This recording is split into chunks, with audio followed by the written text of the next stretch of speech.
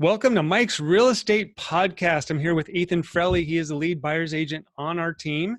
And I wanted him to come in and talk about the buyer consultation. I feel like a lot of agents don't do this. I don't think I did it. As much as I love to coach and train my clients, I don't know if I sat down systematically and went through all of this the way that Ethan does. So welcome, Ethan. Thank you. Yeah, so I definitely think it's super important to have. It's like you said, a lot of agents I don't think have it and don't see the importance of it. But once they kind of go through and see what I do, it definitely gives them a better idea of what their clients are looking for, and most importantly, it gives the clients a better idea of what they're going to be getting themselves into in the next 30, 60, 180 days, depending on what that process looks like. What's the value to the buyer? Well, I mean, your buyer consultations last how long?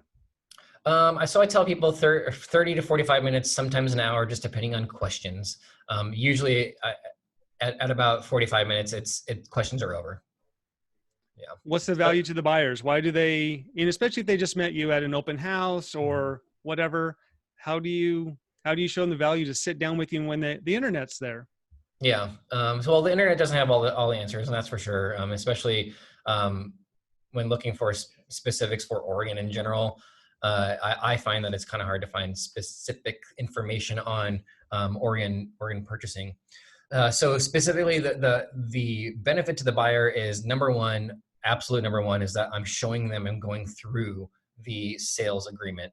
The thing that scares me the most with this industry is that people are going to be spending, and average is $450,000, but let's just say $250,000 for a new homeowner. They're going to be spending $250,000, and the first time that they're going to look at a sales agreement or the contract is when they're signing for it. I never want my clients to go through that. I never want them to have to feel uncomfortable about asking a question. I want to make sure that all those questions, as many of the questions as possible, are fleshed out at the very beginning. So that way, when we do go through the sales agreement, that they're 100% understanding of what it is, because we've gone through it at least once, and probably about a month before or less than that. And then the second thing is just going over the timelines too. So beyond going through the actual sales agreement, which is 11 pages long, it's boilerplate. For me, it's just drag and drop. It's super easy for me to understand. But in there's also contingencies and timelines. So a lot of times I'm going over those exact timelines and contingencies, just because the number one thing that people are asking for is how do I get out of a deal and how do I keep my money, specifically my earnest money. So those are the questions that I want to flesh out and answer right away, so that way people feel comfortable with knowing that Oregon is a very buyer protective state, and the easiest way to get out of it is to make sure that you have an agent that knows how to get out of a deal if you so choose to. Has there been a time where you didn't use the buyer consultation and regretted it? I think that anybody who's worked with a Zillow agent's probably not used a buyer consultation and then probably regretted it. And that's not to say that you can't get a buyer consultation with a Zillow client. But the short answer is yes. And most of the time it's a detriment to both myself and to the client. I feel like it's a disservice to the client. So I do my best to not circumvent the consultation. A lot of times though, you're kind of going through the consultation as well during a little bit of that first meet and greet when you're showing them the house the first time. But there's nothing as valuable as sitting them down at a desk, at a Starbucks table, somewhere where you guys can actually have a face-to-face conversation and flesh out questions that they might have. And the thing is when you get to that point where you're writing up an offer, the buyers are nervous. Things have gotten real. And if you've already kind of laid the path, it's easier to build on. Remember when I talked about this thing? I talk about my wife when we talk in our morning practices about how I had to explain escrow to her 8 times and she still doesn't get it. There's always a blind spot. And the more that you can go over these with things, when it's nice and relaxed, totally, when they're worried about the offer and if they're going to get it, they're excited. It's hard to keep all those things in place. Yeah. The only thing that I really want them to be thinking about is, what it feels like when they actually do get the house, when we're writing an offer, and and are you comfortable with doing this? Because if they're questioning the whole process of, oh my gosh, there's 11 pages, or I've got an initial on the very bottom of every one of these pages. Every time that comes up, it gives an opportunity for the client to kind of double think what they're doing, and then that's not necessarily a bad thing.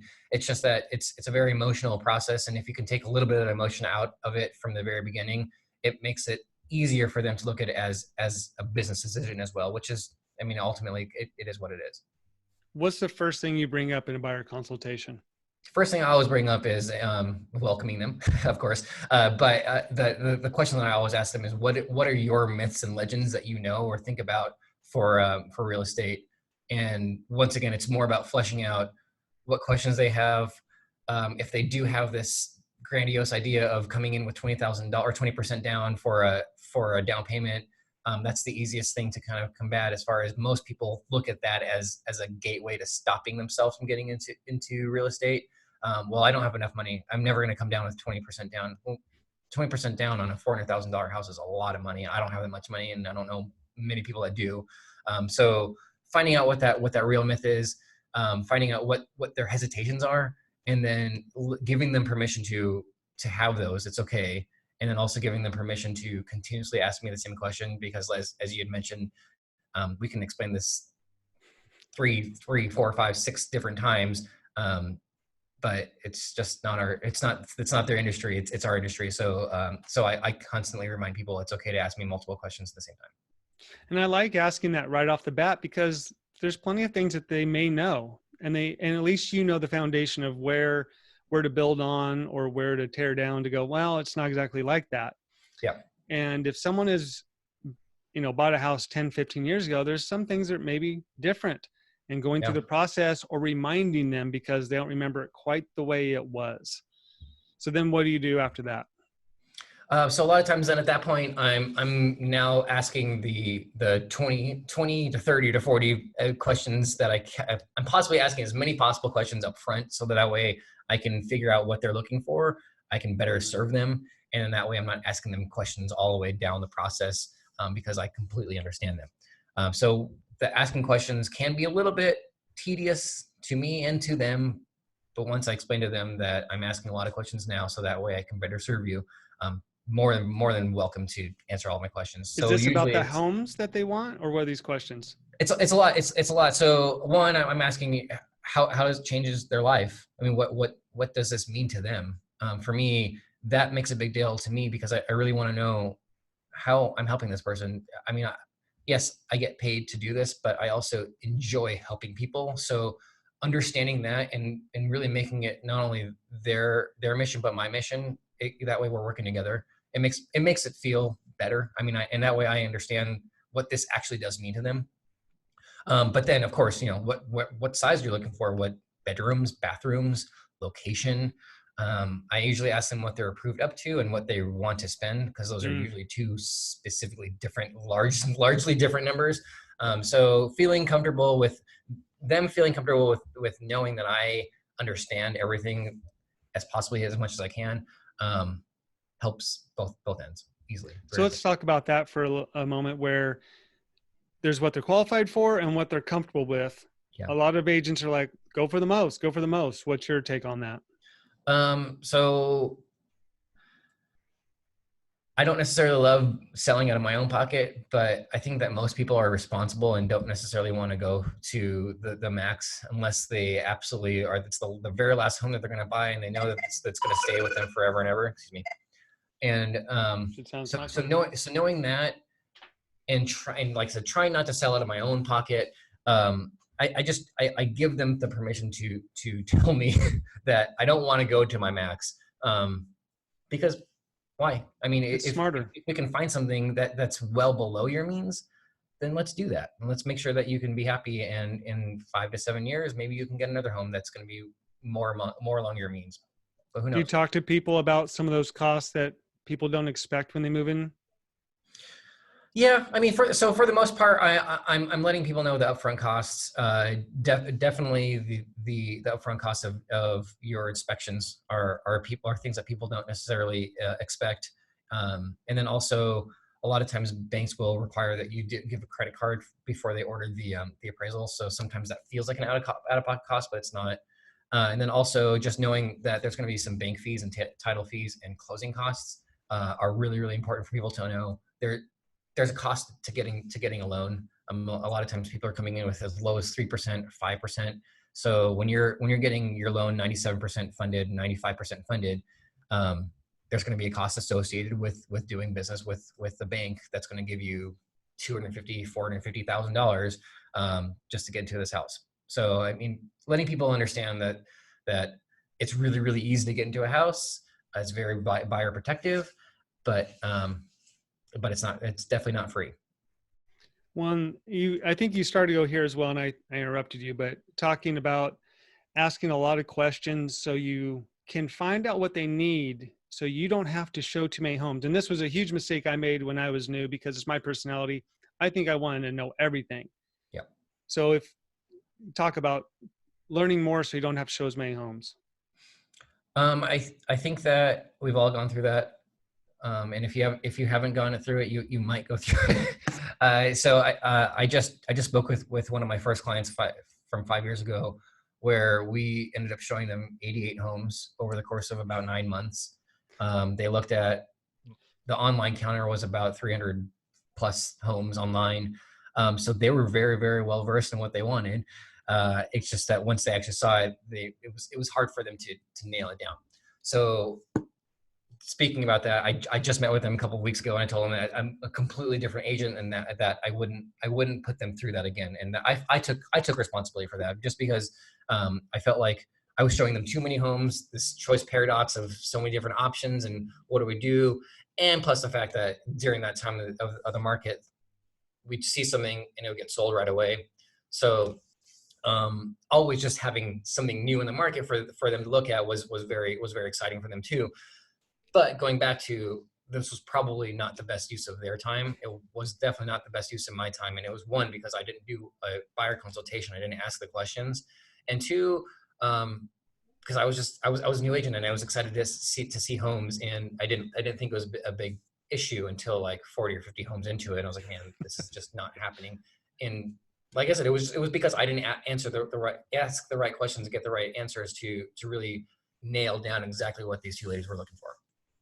So you've asked all these questions, and then what's the next step? Well, a lot of times that's the question I ask for them is what is the next step for you guys? My buyer consultation is not necessarily sell them a home. It's to gather information and to give information. So sometimes the next step is, well, we're ready to look right now, and what do you have to show us? And sometimes it's, well, we need to still talk to a lender. Who do you have for us to talk to? Or, cool, great, that's some good information, thank you. So it's really just kind of trying to find out what the client's comfortable with, and then letting them make the next step. So what I'm taking from all this is really about setting expectations. So there's less surprises for you and less surprises for them. Yeah. Because most agents, I think, just go out and show homes. All right, you want to look at homes? Let's go look at homes without, right. There's no plan, there's no structure, it's not really helping, right? Yeah, and I mean, in 4 or 5 times into showing a house, you're definitely feeling that, like, wow, when is this going to happen? Is this going to ever happen? And sometimes it doesn't, because we didn't do a good enough job, and sometimes we lose them to another person who asked the better questions. So it's also about just it's about doing the best for the client, and it's also about retaining them, because especially if you think that you're the best person for them, then you need to be doing the best job for them. So I have a lot of people that listen to us, I think, are newer agents. What is your final pitch to them on their reluctance to maybe do this, or just that nervousness that they're scared of what to say, or, why should they do this? Your last pitch to that.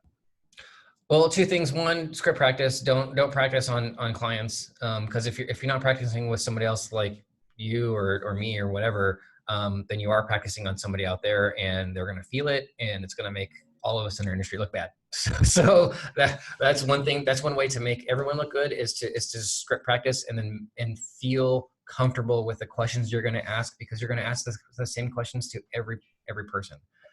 2, know the questions that you're going to ask, which is going back to scripting.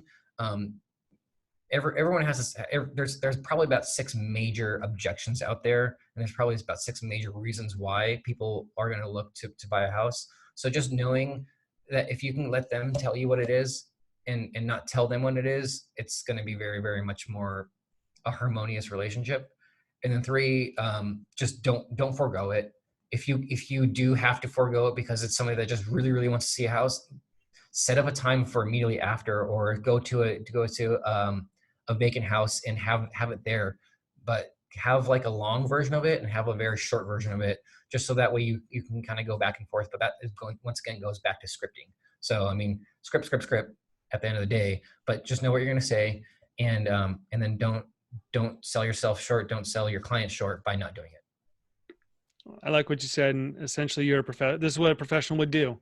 And sometimes we forget that this is a profession. It's not a hobby, and treat it like a business and a profession.